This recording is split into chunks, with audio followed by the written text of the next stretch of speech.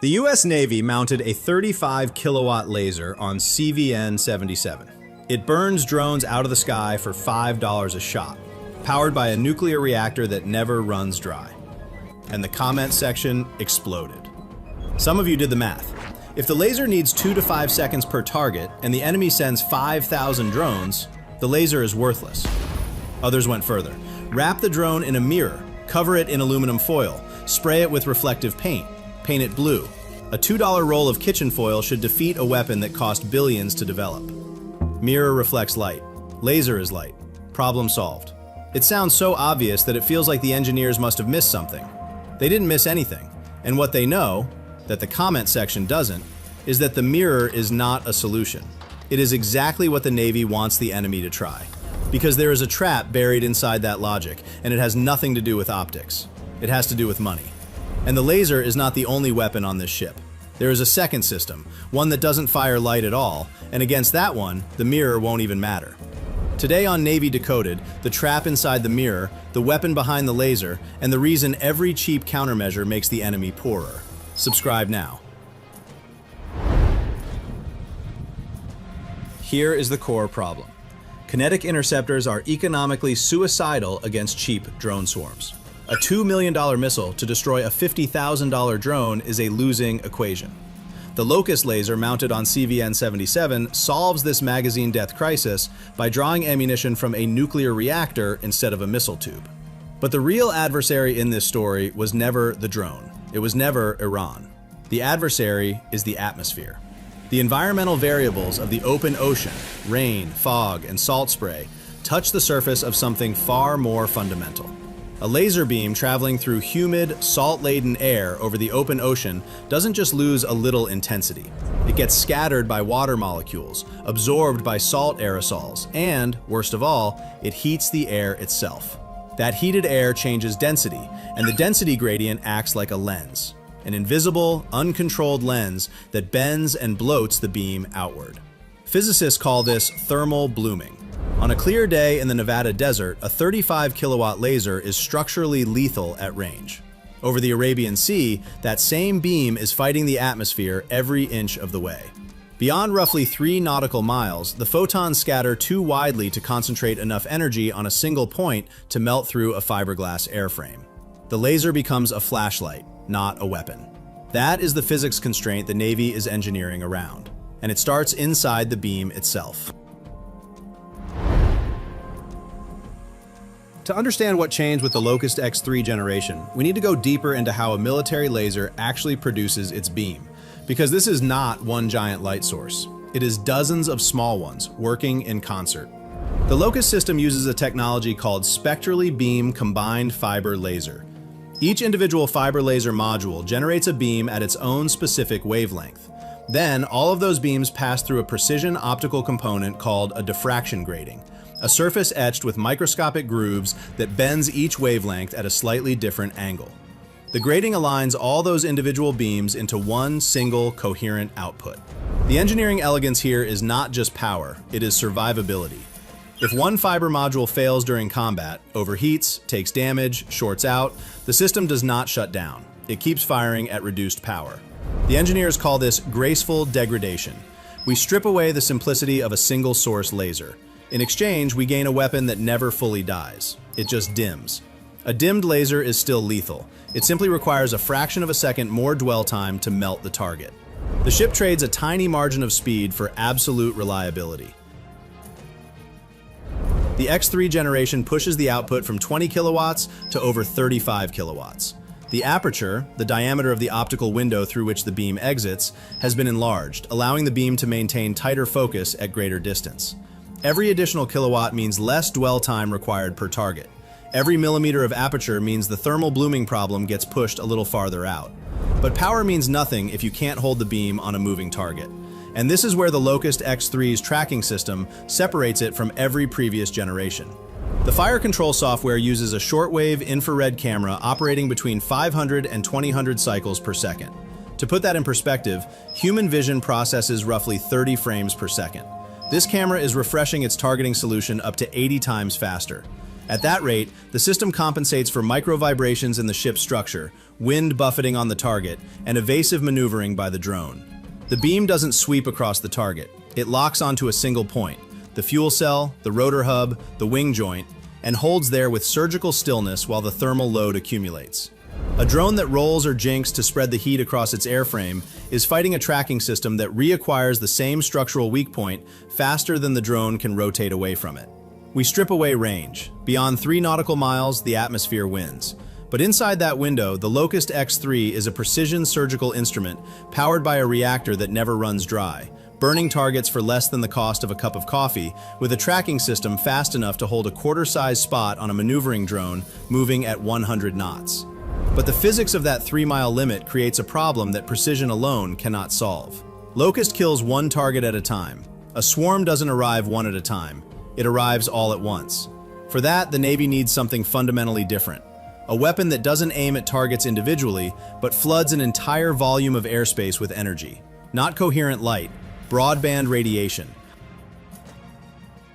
The physical limitations of coherent light inevitably point to a different branch of the electromagnetic spectrum, broadband radiation. Why not use an EMP? Why not microwave the entire swarm at once? Project METEOR is a prototype high-power microwave weapon being developed by the Office of Naval Research and the Naval Surface Warfare Center at Dahlgren. Unlike the Locust, which fires a precision beam of coherent light, METEOR emits a cone of high-intensity microwave radiation in the L-band and S-band frequencies at an effective radiated power exceeding 30 megawatts. To put that number in context, a commercial cell tower broadcasts at roughly 50 watts. METEOR radiates at 600,000 times that intensity. The kill mechanism is entirely different from a laser. METEOR does not melt airframes, it destroys electronics. Microwave radiation forces its way into a drone's electronics through 2 primary vulnerabilities. The most direct route is front door coupling, where the energy simply enters through the drone's own antennas. Because a drone cannot fly without its GPS receiver, command and control link, or radar altimeter, it must leave these doors open, and METEOR walks right through them. But even if those antennas are shielded, the weapon exploits backdoor coupling. The radiation seeps through microscopic seams, gaps, and joints in the casing, inducing phantom electrical currents in the internal wiring that instantly short-circuit the flight computer and fry the power regulation boards. And METEOR operates in 2 modes. At lower power with a wide bandwidth, it can deceive, spoofing navigation sensors, corrupting telemetry, confusing the drone's guidance without physically damaging it. A soft kill. At full power with a narrow bandwidth, it destroys the physical structure of the transistors on the circuit boards. The drone doesn't reset. It doesn't reboot. The silicon is permanently burned. A hard kill. The decisive advantage of METEOR over Locust is geometry. The laser fires a pencil-thin beam at one target. METEOR radiates a wide cone. Every drone that enters that cone, 5, 10, 30, absorbs the energy simultaneously. There is no dwell time per target. There is no sequential engagement. The weapon does not need to aim at each drone individually. It simply fills a volume of sky with radiation, and everything electronic inside that volume fails. Which raises an immediate integration question. Why not simply take the Army's Leonidas system, built by Epirus, and bolt it onto the carrier?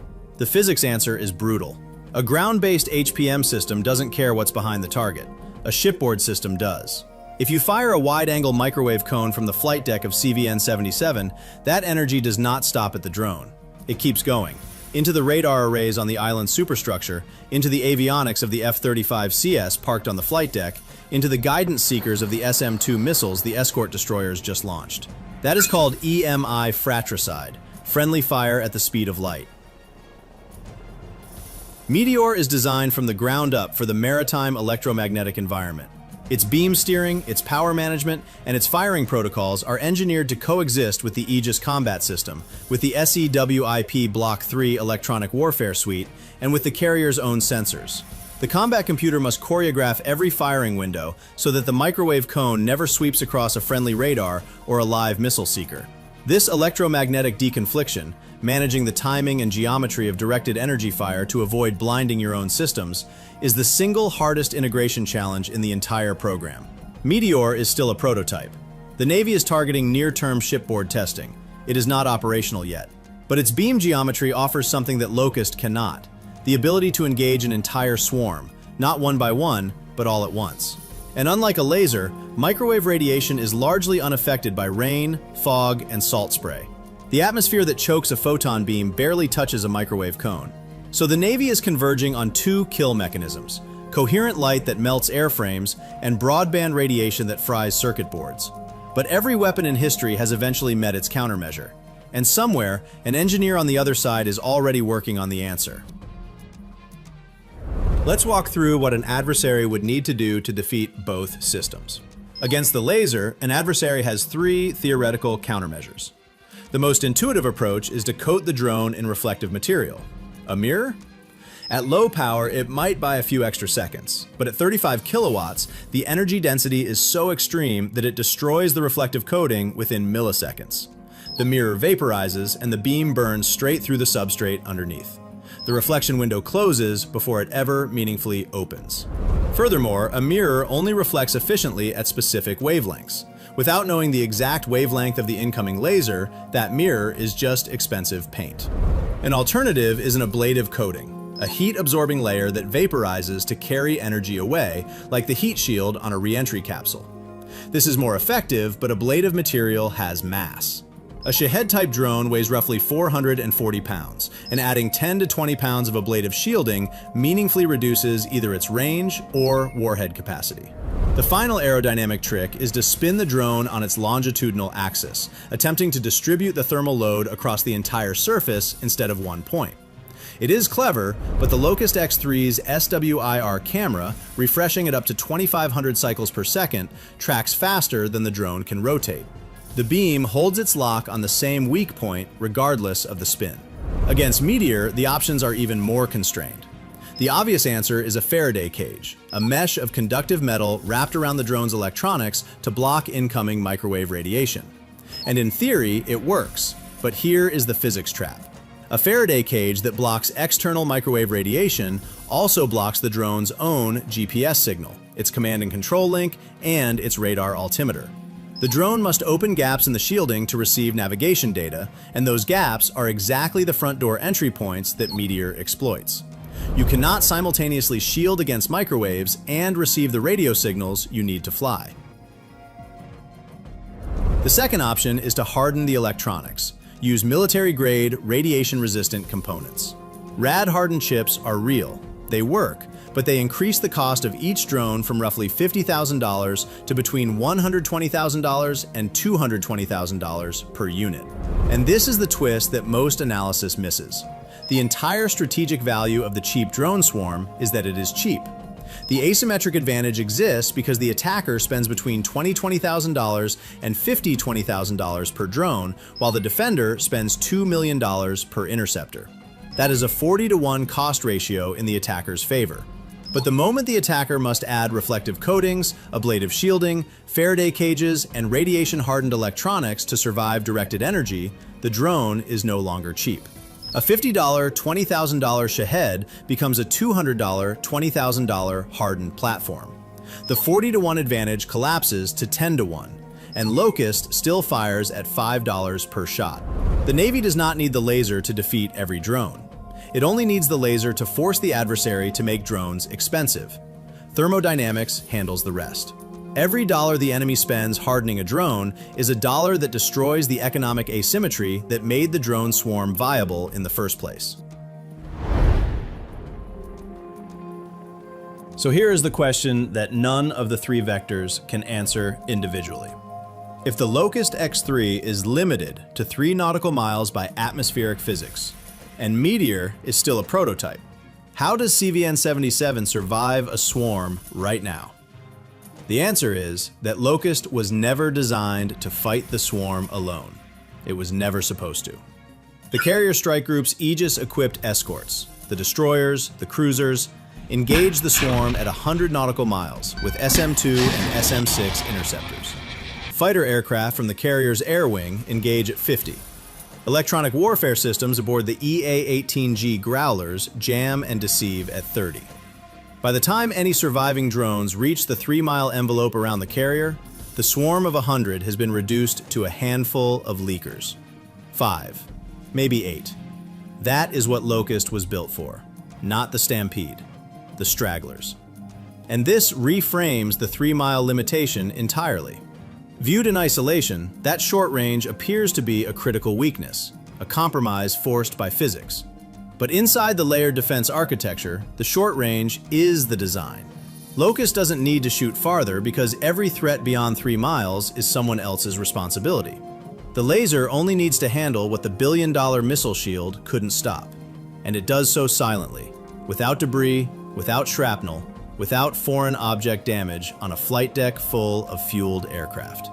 And it does it for $5. That silence matters more than it sounds, because the alternative close-in defense, the Phalanx CIWS, sprays thousands of tungsten rounds per minute, and every round that misses becomes foreign object damage on a deck full of fueled jets. Even if Phalanx hits every target, its magazine is finite. The laser's is not.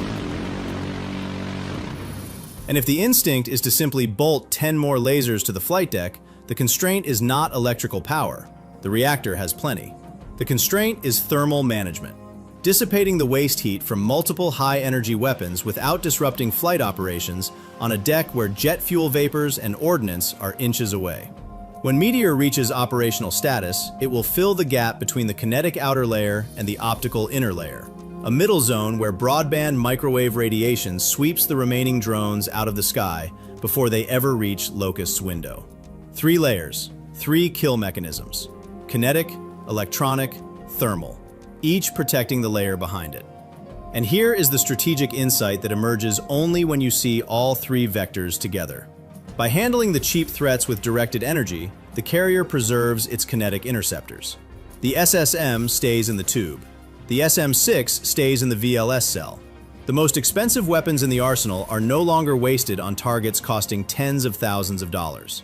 They are held in reserve, locked, loaded, and waiting for the one threat that truly demands a kinetic response: the hypersonic cruise missile, the advanced anti-ship ballistic missile, the weapons that a beam of light cannot stop, but a $2 million interceptor was specifically designed to kill. If you've been watching Navy Decoded, you know we never evaluate a weapon by what it destroys. We evaluate it by what it costs and what it protects. The laser solved precision. The microwave promises to solve volume. And the countermeasure trap proves something even more powerful. The existence of directed energy weapons forces the adversary to make drones expensive. Every Faraday cage, every ablative layer, every radiation-hardened chip is a tax on asymmetry, a cost that erodes the very advantage that made the drone swarm a strategic threat. But METEOR is not here yet. And every month it remains a prototype, the VLS cells aboard the escort fleet continue emptying against threats that should never have required a kinetic response. So the question engineering cannot answer is this: what runs out first? The engineering timeline for METEOR or the missile stockpile it was designed to protect?